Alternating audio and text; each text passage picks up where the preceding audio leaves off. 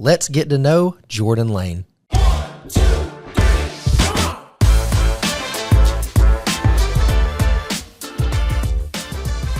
When questions keep you up at night, you need answers you can trust. At Bookleitner Investigative Services, LLC, we deliver professional, confidential investigative services for individuals, attorneys, and all types of businesses. From surveillance and background investigations to fraud detection and asset searches, we uncover the facts ethically, legally, and discreetly. So protect what matters, get clarity, get results. Call us today for a free initial confidential consultation at 803-351-2935. Hello, and welcome to another episode of the My Father Said podcast, where we discuss all things faith, finance, and family. I'm one of your hosts, Ryan. I'm both a father and a son. Hey, I'm Jordan Lane, and I'm a son. And Jordan is our newest member here at the Templeton Group. And so like we did with our first couple of episodes where we interviewed Robert about his upbringing and how he ended here, and then how Robert interviewed me about my upbringing and how we ended up here, we wanted to do the same thing about Jordan. So we're going to learn a little bit about his background, where he's been, how he ended up here, and then we're probably going to end it with a shameless plug on what he does here and how we can service you, our listeners. And so with that, I'm sorry. We were talking about this before. I got to tell you guys where I've been. So the last episode, or maybe the last two episodes of the podcast, I was not on here. My wife and I just celebrated our third baby girl. So I am extremely outnumbered in my household. I have a wife and three. Yes. A wife and three daughters. I love it. They're the best thing in the world. It's a lot of women in that house, though. I'll tell you that. So that's where I was. I took some paternity leave to hang out with them and be a good husband and a good father. So with that, we will get to it. Jordan, is there a specific spot you want to start at, man? Man, how much time do we have? We have got as long as you want, or until Scott starts packing up. Good deal. Well, I'll tell you what, I can give kind of a brief overview of everything. I was born in Japan, left there when I was about a year and a half old, so if really you don't can't remember see, it. Jordan is also half Asian, so Fulfilling the DEI aspect. All right, we're going to get going. So, left Japan when I was about a year and a half old. My dad was in the Navy, so moved around a little bit. Moved to Connecticut, actually. Spent about years 2 to 12 years old in Connecticut. From there, my dad got a position overseas, and we lived in Tunisia, North Africa, until 12 to 15 years old. After that, Dad retired from the Navy, moved to Charleston, South Carolina. That's where I finished up high school. Went to Charleston Southern University for undergrads, where I met Ryan. Technically met him in high school, which is pretty neat. Really developed a good relationship there. And then that was 2017. Graduated from there, went to University of South Carolina. Graduated there, studied athletic training, continued on. Kind of the continuation is a master's of science in advanced athletic training. So that was University of South Carolina. I worked at Benedict College as a graduate assistant, and then with the University of South Carolina football team. That was 2019. Graduate year, went to the Green Bay Packers, worked there as a seasonal intern for a year. After that, went to the Baltimore Ravens, was there for 2 years. After that, was an assistant football athletic trainer at West Point, so worked with Army football for 2 years. After that, went to Yale University. Sound old, man. After that, went to Yale University. I was the head football athletic trainer there for about a year and a half. After that, struck it out on my own a little bit. Worked and ran my own sports car business for about 10 months, and now we're here. Been here about 2 months, so. That's awesome. All right, so there was a lot there, so we're gonna go all the way back to the front. We're gonna unpack different things. Okay, born in Japan, Dad was in the Navy at that point, right? Mm-hmm. All right, so y'all were stationed over there, and then you moved to Connecticut. Mm-hmm. Okay, I've had conversations with your dad. Why did y'all go to Tunisia, and what was his role? Yeah, so a lot of what happened there is he worked in the embassy, so we were diplomats, but he worked a lot with international relations. It was kind of fun. One of the things I asked is, I was 12 at the time. My younger brother was 7. We all had diplomatic immunity. That's awesome. Yeah, he was telling me these things. He's like, Okay, nah. He was basically like, yeah, like, hey, there are certain things You can do whatever you want. They can extradite us from the country, so it's, yeah, they've got repercussions, but it is a little different. So that was kind of neat. But he was the naval and air attaché to Tunisia and Algeria. One of the reasons why Tunisia was the front runner was because at the time it was safe enough, and it is now, but at the time it was safe enough for our whole family to go. And so he grew up in Germany. He knew the advantages of experiencing different cultures, being out of place at times, and being able to connect with other people. And another unique part is, so my brother and I were about a year and a half apart, but kind of when things shook out in high school, we were the same grade. And so really when you look at, we were homeschooled all the way through, which was a huge advantage in terms of flexibility. But when you look at those years, finishing junior high, going through early years of high school, you have more flexibility even within the homeschool world. So South Carolina has a phenomenal homeschool community. We were incredibly structured. That's where we met, playing soccer against each other. We had junior and senior year, and so we had organized teams. We had different events and proms and stuff. And so leading up to that, it was a seamless transition from high school to college. Yeah, right, because we were now. Granted, had we been a little bit older, it might have been tougher coming straight over from overseas to applying to colleges, right? But that time window, the 12 to 15 years old, was a phenomenal time for us to be able to experience a different culture, still being old enough to appreciate it. And that was one of the major draws for him to even apply to that position, but then specifically for Tunisia itself. That's awesome. All right, so again, going back to your dad's stuff, what was it? He was the attaché, is that what you said? Yeah. Okay, now, before or after that, was your dad like on the subs? Yeah. So, I should have mentioned that he was submarines his whole career. So he was navigators, prior to that point. And he had 2 6-month-long deployments. One when I was very young, and then one when I want to say between 3 and 4 years old. My older brother was between 5 and 6.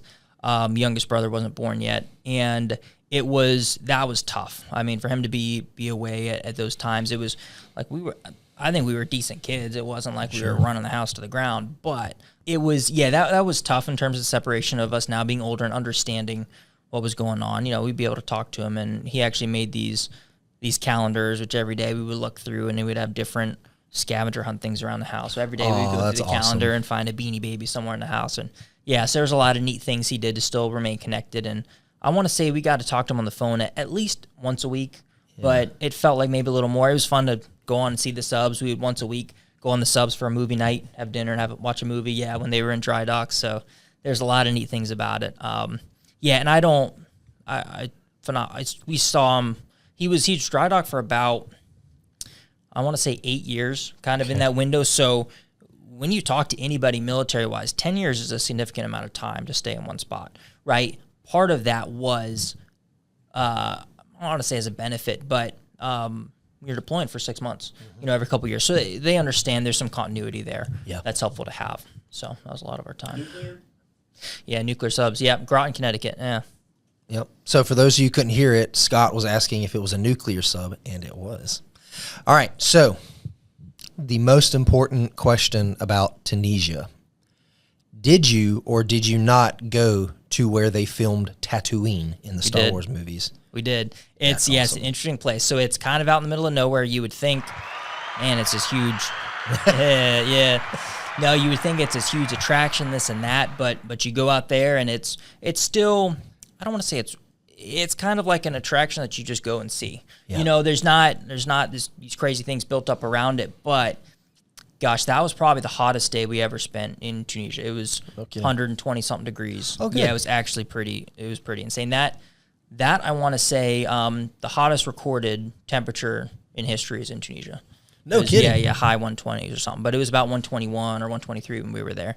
Yeah, it was tough. But you get out there and you have these, they're called Berber is the culture, but a lot of actually you see with the water evaporators, the big kind of things that you'll see, some of the structures you'll see actually were based off of some of the buildings, in addition to just the standard kind of stone and castle things that you see.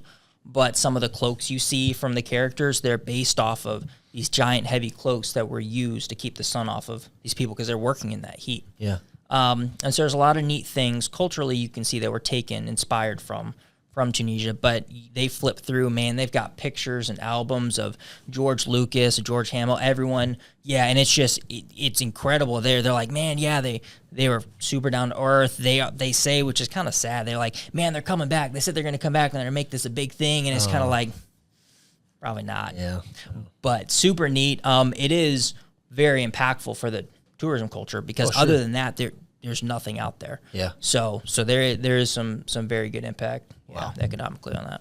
Cool. Yeah. Cool. All right. So then y'all come back to Connecticut.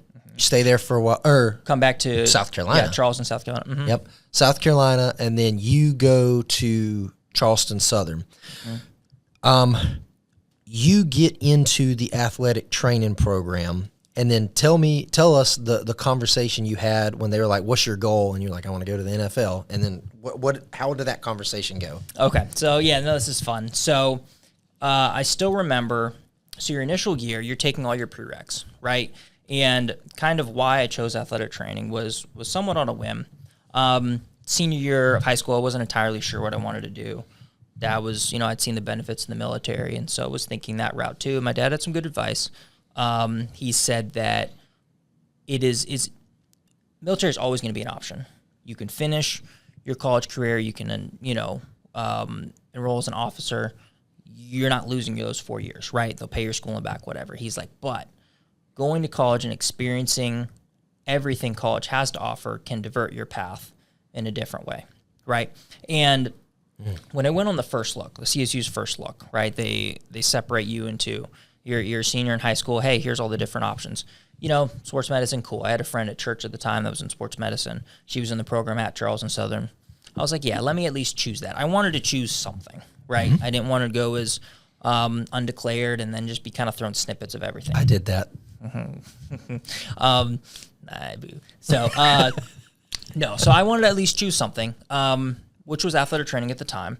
And the first ever class, 8 a.m. Tuesday morning, intro to athletic training, freshman year before getting into the program, they laid out across the top of the board, the head of the program at the time, undergrad program, laid out every single realistic opportunity, right? And that's anything from high school, college athletics, NFL, Olympics, this and that. And I still remember, I could probably find it, and I save all my notebooks, some weird like that. I can probably find I had NFL as one and Olympics as two.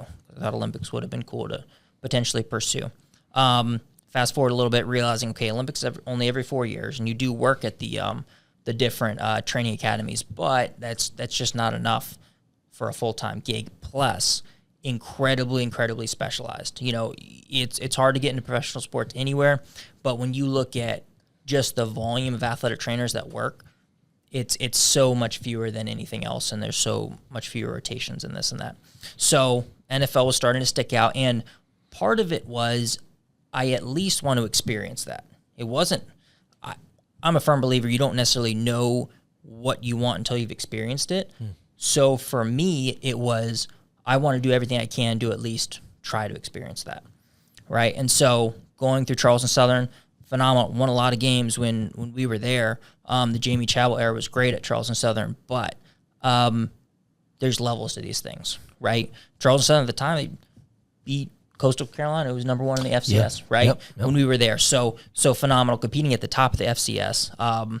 From there, if you're talking about the specific moment is your intro, your end of your first year, you have an interview for the program. They ask you a bunch of different questions about faith, and it was great.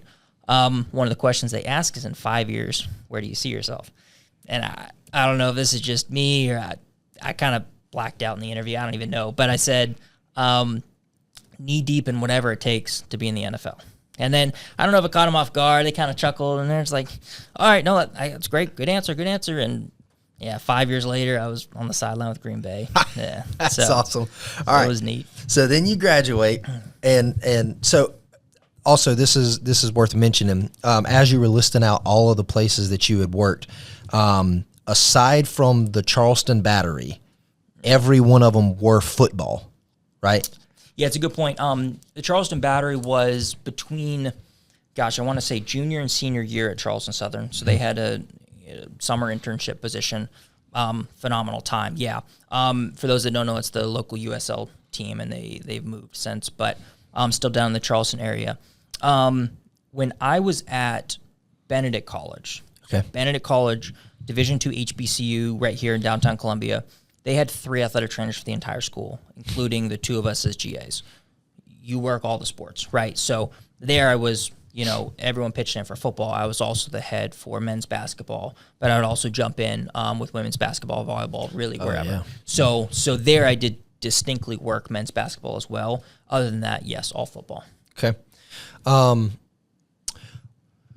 When you went into the NFL, you got, okay. So that'll be a good question. How did you get in the NFL? But before you answer that, when you got into the NFL, I could be making this up. This wouldn't be the first time. But didn't you tell me it was only like a handful of people actually, like across the country, were brought into the NFL? Like you were like one of 10 people or something like that? Yes, there's a couple layers. Should we go with how first and then Sure, yeah. the layers? However Okay. you want to do it. Yep. So breaking down the NFL. The NFL has between 3 to 7 staff members per team. Okay. Right? So you kind of break that out. Absolute minimum, which is more than this. Absolute minimum would be about 100 athletic trainers. Absolute maximum would be closer to 200. It falls somewhere in there, depending on the makeup of the team. So you're looking between 1 or 200. Now, those are staff positions in the NFL. If you go on PFATS, it's the Professional Football Athletic Trainer Society, you can see each and every person's timeline of where they worked and NFL teams they've worked. I want to say it's not a betting man, but practically 100% have had some sort of summer or seasonal internship. So breaking it down, those are your staff athletic trainers. Okay. Next tier are seasonal athletic trainers. Those are 1 to 2 year positions with each team, anywhere from, I think there's a handful that might not have any, but anywhere from 1 to 4, typically 2 to 4, but anywhere from 1 to 4 seasonal athletic trainers. So those are still fully certified athletic trainers. They're usually, it's a full year position, so they're not in school. Sometimes they're in hybrids. Sometimes they'll be doing online classes, but either way, you are there full time, you are certified, and that's usually a couple years after grad school, or it's all grad school now, but back then you could be certified with your bachelor's. Okay. So there's no longer the GA route that I did. So after grad school, so you're 23 to 25 to 27, anywhere in that range, are those 2 to 4 athletic trainers, 1 to 4 athletic trainers. Kind of the third step to that are summer athletic trainers. So summer athletic training interns, those are typically in school and they are there for about 6 weeks. They're there to be extra hands for the extra players you have for camp. And so you have an expanded roster during camp. It's about late July through preseason football, which is early September, kind of first week of September is that window. It's almost so where I have people stick their necks out for me. I'm super grateful for. Sure. For those positions. So it is relatively difficult to get a seasonal position without a summer position. Okay. Because you're working through summer positions upon getting ready to graduate. I was very fortunate with the connections I had from South Carolina to put me in a position to jump straight into a seasonal. Okay. Yep. And every place is a little different in terms of how many people you have applying, but here's just the way I look at it. If you're not willing to apply to all 32 teams, then you may need to adjust and temper your expectations a little bit. Sure. If NFL is something you want, you need to be ready at a drop of a hat to apply across the country. And so typically you have just straight applications to everyone. Mm-hmm. With Green Bay specifically, across all of their intern positions, it's about 1 in 400 are applicants to position. And so, again, they had two there, which is me and another guy. I'm not going to say I was the top 0.25%, right? It's a little bit about who you know. It's a little bit sure about how hard you work. But no, I was very blessed to be in that position, and I want to be clear. I don't think knowledge-wise necessarily deserve to be there, but in terms of doing the most with the opportunities that I had, that's what places you in the position to get a chance. All right. So say that number again. How many people you thought were brought in and in that year that you came in? Ballpark 1 in 400. That's wild. Yeah. That's wild. Yeah. Oh, that's good. That's good. But you were the only one that got brought in to Green Bay. So there were 2 at Green Bay. You and the other guy. 2 at Green Bay. And then the following year, I was the only one brought into Baltimore. That's crazy. Yeah. So out of everybody that applied to Green Bay, or really just across the NFL in general, you were one of the 2 people brought in Green Bay, Yep. and then the following year, the only one in Baltimore. Yep. And the irony in Baltimore is that was COVID year, so lots of flexibility there in terms of what the year was really going to look like.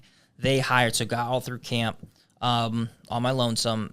They were able to hire and basically work the numbers a little bit because you had certain numbers that could be around the team and this and that. They were able to rework the numbers to get a second seasonal. So he came on the day after camp ended at Baltimore. And that was basically because they saw the chances of getting through the season with all of our athletic training staffs not being in some sort of COVID protocol very low. Sure. So they realized they needed to add. So typical year would have 1. Yeah. They realized because of COVID they needed 2. All right, and then from there you went down to West Point, and then from West Point you went to Yale. Now, at West Point you were an assistant. At Yale you were like the guy. You were the head football guy. That's crazy. And you were how old at that point? Gosh, 29 when I got there. Yeah. 29. Head football coach, or not? I'm sorry. Wow, that'd be crazy. That's a little different. Head football athletic training at Yale at 29 years old. Yep. How'd you do that? Heck of a road. I'm telling you, again, I had people in my corner every step of the way. The short answer is not screwing up, and I don't say that lightly. It's an easy job for things to go.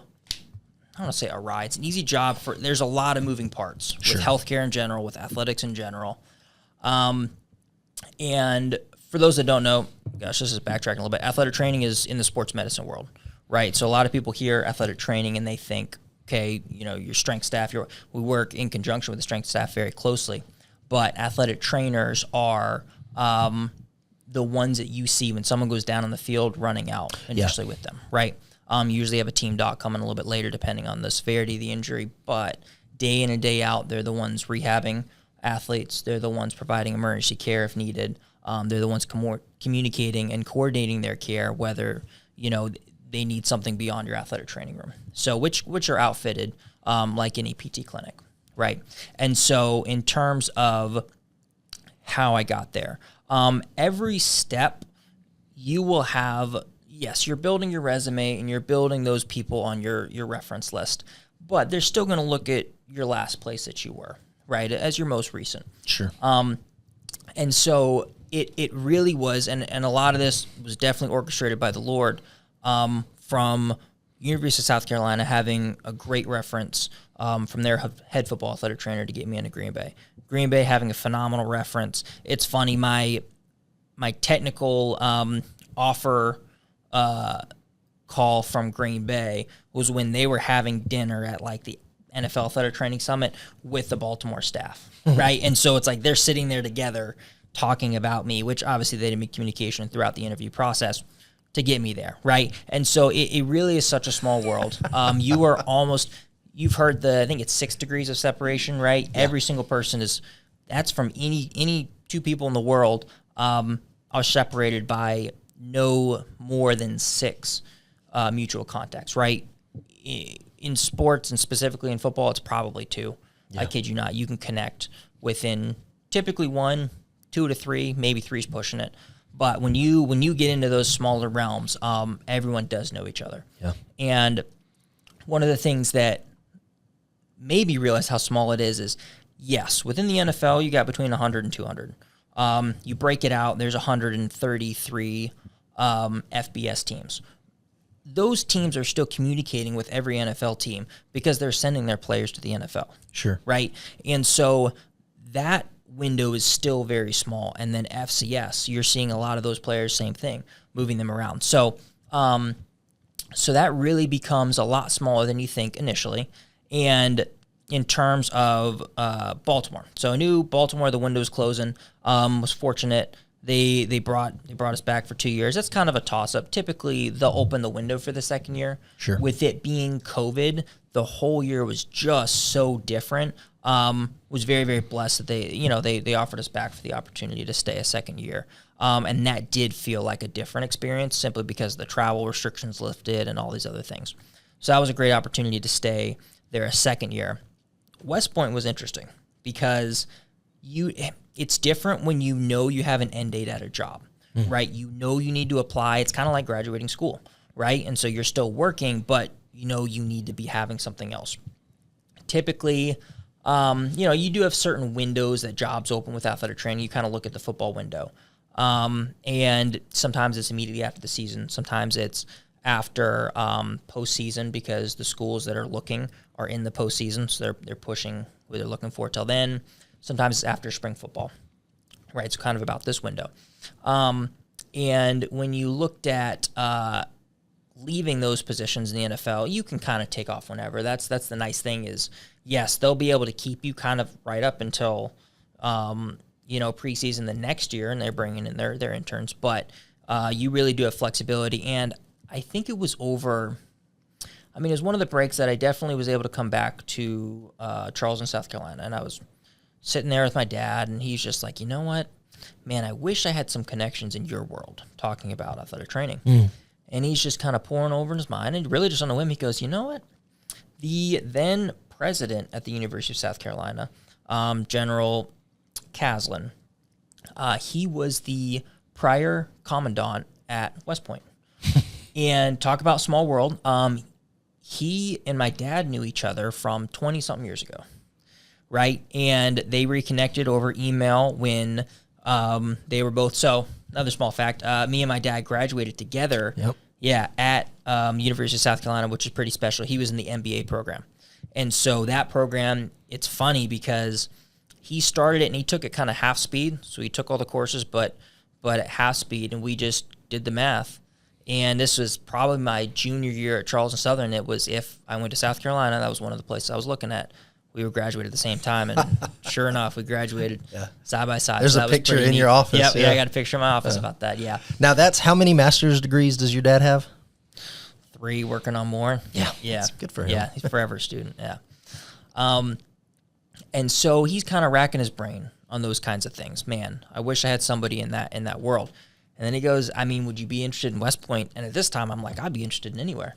That being said, that would be really, really cool, right? Really, really neat. And growing up watching Army-Navy games, ironic, he was, I can't say it, but he was in the Navy, right? So there's a really healthy rivalry between the football teams, right? There's a mutual respect between the services. Very healthy, strong rivalry between the football teams. So he reaches out. And General Caslin, obviously still has connections at West Point. I get the director of sports medicine over the whole program at West Point. He says, yeah, send me your stuff. At the time, they didn't have any openings, but it wasn't too much longer. And again, I was still working at Baltimore at this point. I get a call, and it's, hey, you want to hop on an interview? Hopped on the interview with West Point, had 3 or 4 people in the room, and hang up. I think it went decent. But didn't hear anything from him. And I had a couple interviews, a couple other places, and it was either 2 or 3 weeks after I get a phone call saying, you want the job? And that was it. One interview, one and done. It was maybe a 30-minute interview. I was like, yep. Yeah, I'll take it. That was good. So sounds great. That was it. Moved over to West Point. Yeah. That's wild. That's wild. All right. Okay. So you leave Yale, and then instead of coming back down to South Carolina, you just kind of struck it out on another business. Yep. All right. That was your card business. Mm-hmm. That started out as like a hobby, and now, even to now, that's a full-fledged business, right? Yeah. Because you stopped at Yale, continued living in Connecticut, paying for housing and food and everything up in Connecticut for how long? Just off the card business? 10 months. Yeah. Yeah. So yeah. just living 10 months off of what used to have been a hobby. Yeah. Now, that's a huge blessing. So, and I feel I always have to enunciate sports card business. Some people hear it quick and they say, oh, sports cars. No. Sports cards, right? That was in COVID time. So COVID was funny because that basically was what wrapped up my time a little early in Green Bay because they were shutting things down. right? And they said, well, and I already had the next position lined up. They said, well, we're shutting down. We don't know when we're coming back. We may as well treat this like your end date. Okay, got it. I'm out.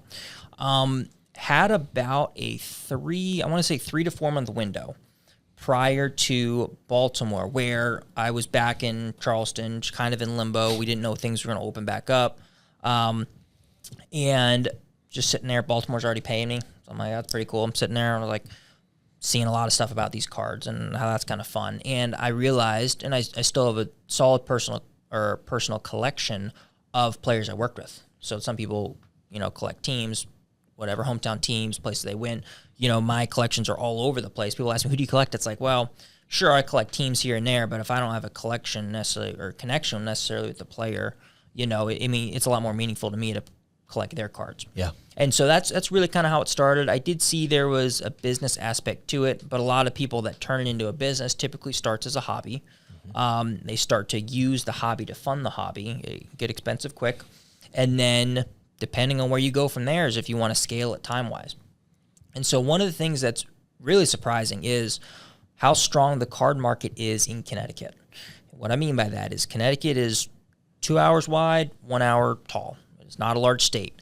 Every single weekend, rain or snow, sunshine or whatever, which is rare up there, are between 2 to 4 card shows. And it is a super tight community. To put it in perspective, here in South Carolina, which is probably 2 to 3 times the square mileage, right?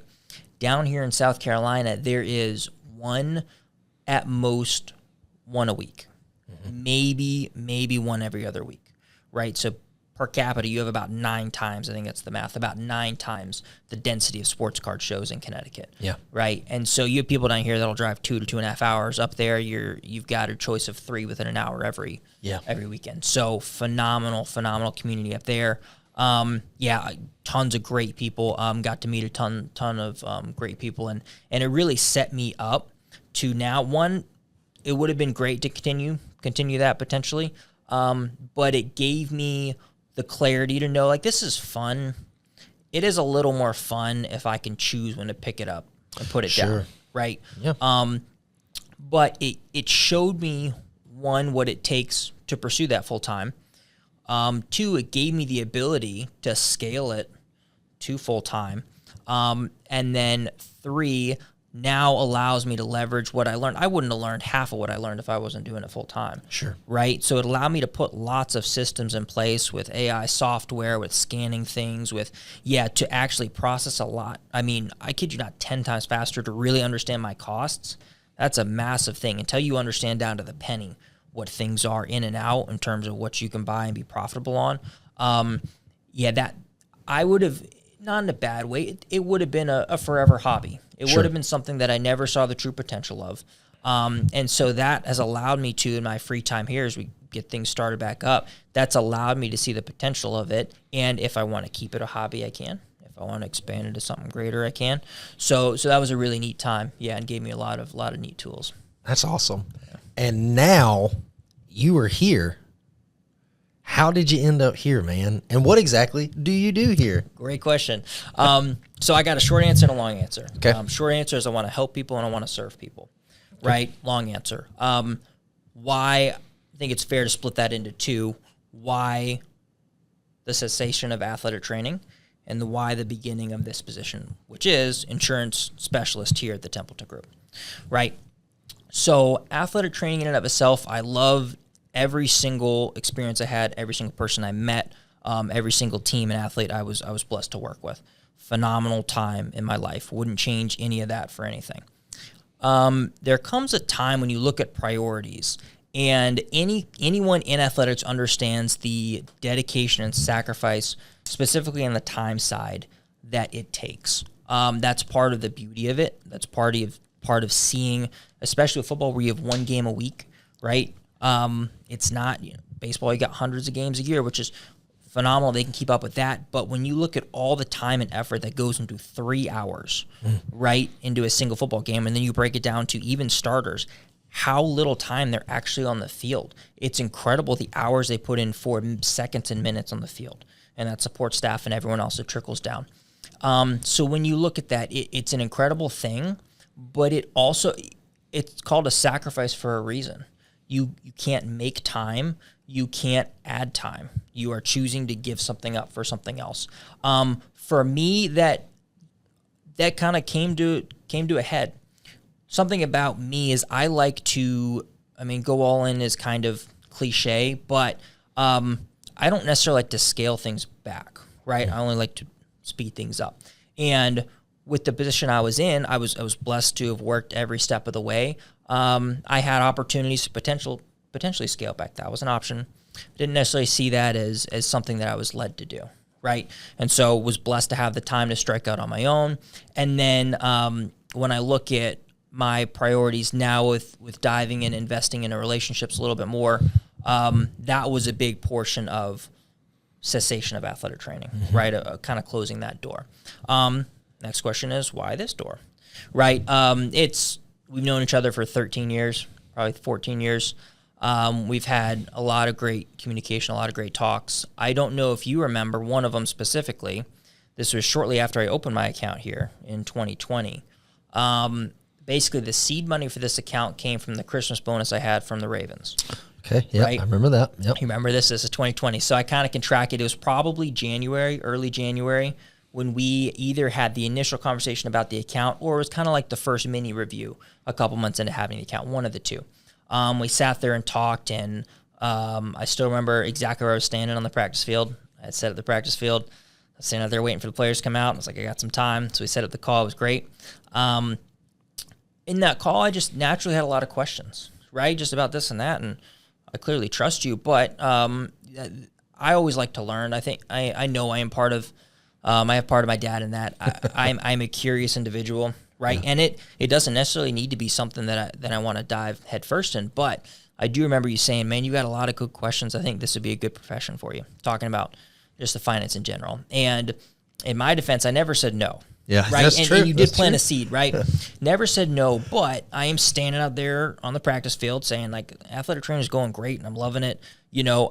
I will never say no, because definitively, and see how it worked out, I can never truly mean no, right? And so from that perspective, never closed this door, right? It was always open a crack, but you asked multiple times, which I'm grateful for, right? You'd ask multiple times, especially as I transition to the card business and different things. And I realized I needed a good reason to say no and continue to push it. And I knew there's a little bit of a timetable on this job. This was a desirable position you guys were filling. And in terms of, do I continue to build the card business? Do I continue to jump into something else? I can help people wherever I go. That was a little bit of a mindset shift too, right? Whether it's building connections in something that is a hobby and building meaningful connections there, whether that's here and I'll say the more forward-facing role of health insurance, life insurance, Medicare, long-term care, things like that. I needed a good reason not to. And the connection I had with you, you're one of the few friends that I would take this leap for, right, and build something with. And so that was always something that stuck with me. And then the kicker, if you want to say the haymaker, so to speak, is when I came over Christmas break and we sat down. Gosh, it was intended to just be a simple lunch. And then we sat, you remember this, right? Yeah. We sat down and you just said, man, when are you coming to work with us? And I expected we were to talk something along those lines. And man, that exploded into a 2.5 hour conversation and really about more the details of the position, right? And at the time, you guys were looking for potentially someone more admin-based. There are a couple details about the position, and I should say at the time, leading up to that point, right? Whereas when we sat down and talked, you had said, well, we have a lot of clients that we want to service, and we want to service them well. And it's a good thing, but at the rate of growth, there are certain areas that you guys can't devote enough time to provide quality to your clients, one of those being in the life insurance, Medicare, Medicaid. There are a lot of niches that I'm coming to learn with those areas. And I have a lot of respect for it, but you guys weren't willing to dip your toes into places that you couldn't commit to. Right? Yeah. Both at the detriment of new clients and at the detriment of clients that you've had.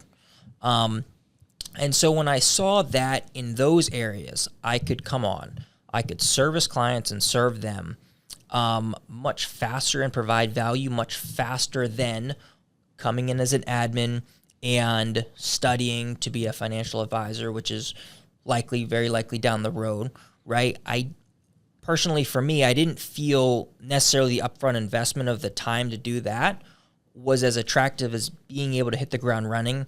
Another benefit is I could much more quickly begin to study for the insurance licenses and everything else and see if that was something that interested me. Right. Yep. Right.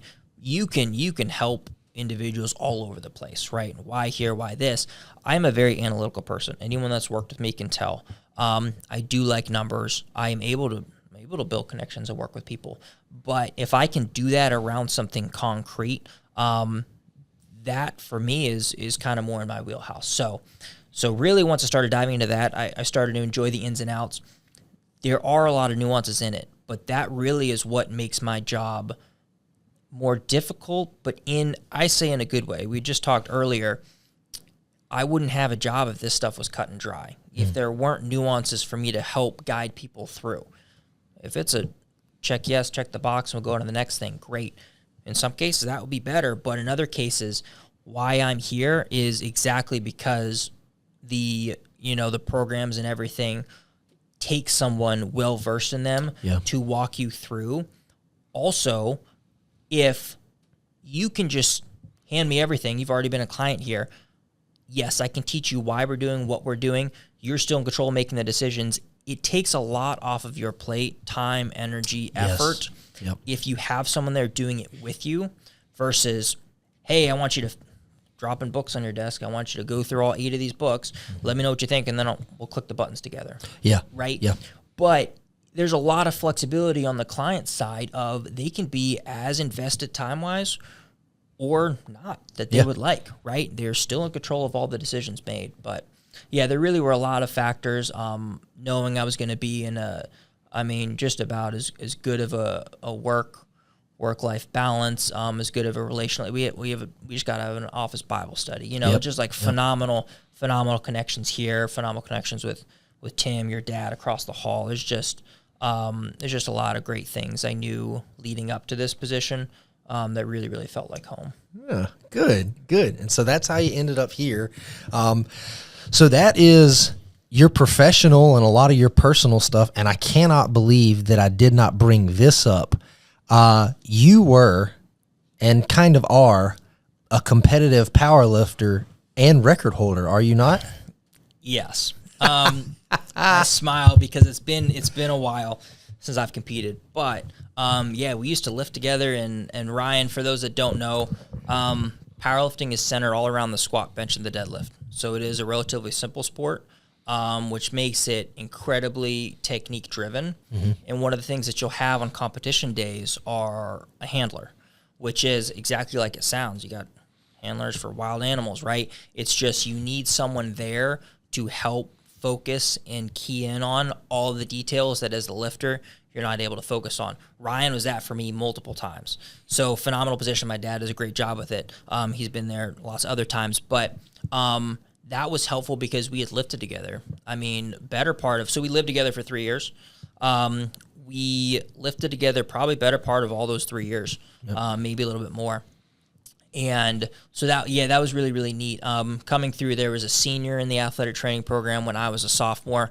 We would all 3 lift together too, but more as just a training regimen. He had gotten into it, seeing the big factor for me, and the thing that was really helpful was I focused on something other than the physical, right? The appearance-wise. It was numbers and getting stronger. That's all that matters. Who cares what you look like? Yeah. This is about getting stronger. And so, again, I'm a numbers guy. It's just, it tweaked something in my brain that was like, sweet, this is cut and dry, black and white.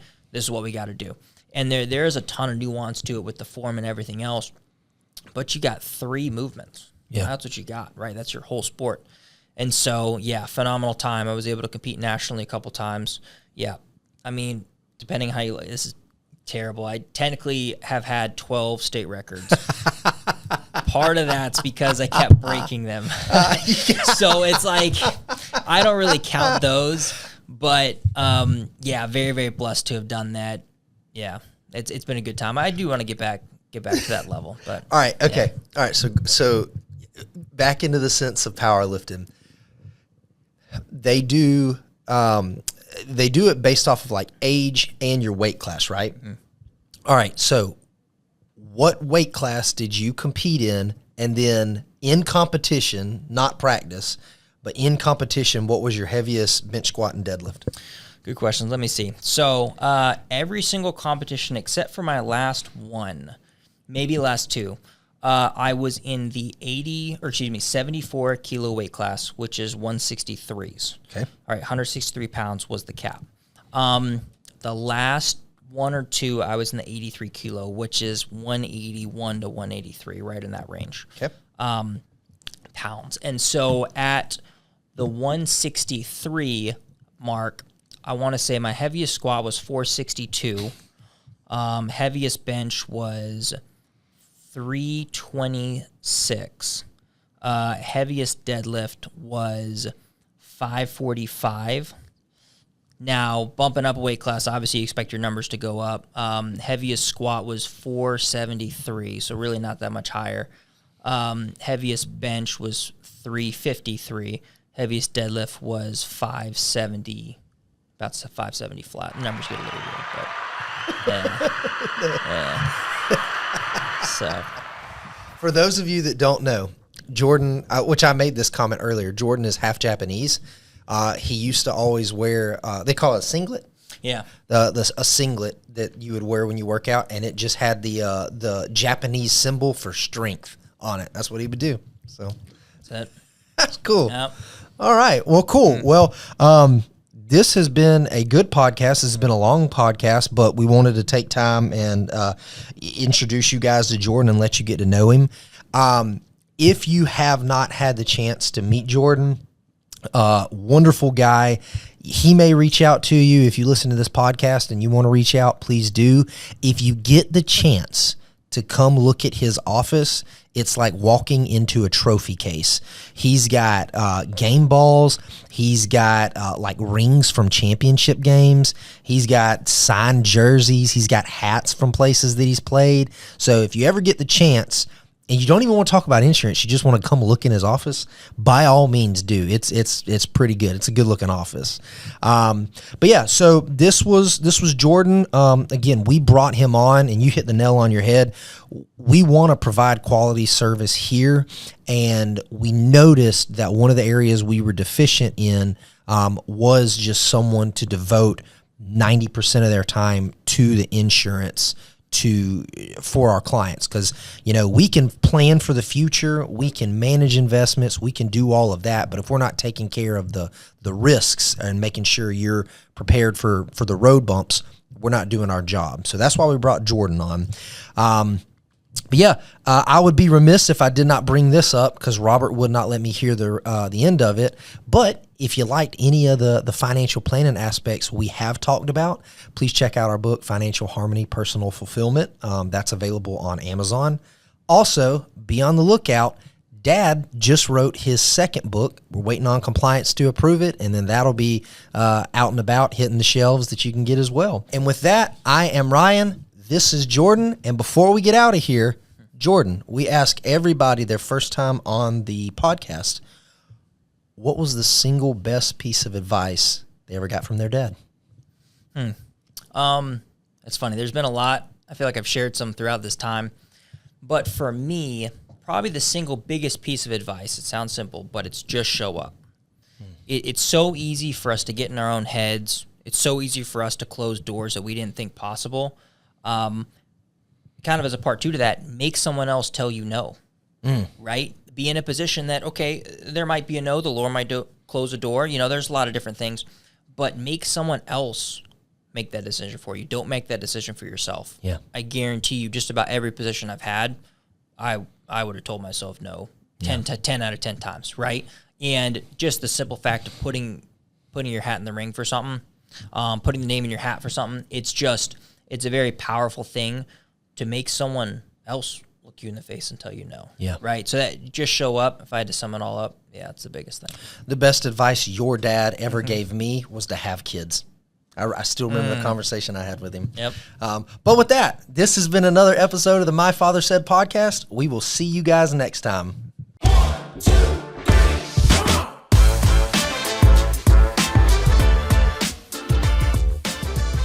The opinions voiced in this video are for general information only and are not specific advice or recommendations for any individual. All performance referenced is historical and is no guarantee of future results. All indices are unmanaged and may not be invested into directly. Economic forecasts set forth may not develop as predicted, and there can be no guarantee that strategies promoted will be successful. Securities offered through LPL Financial, number FINRA SIPC.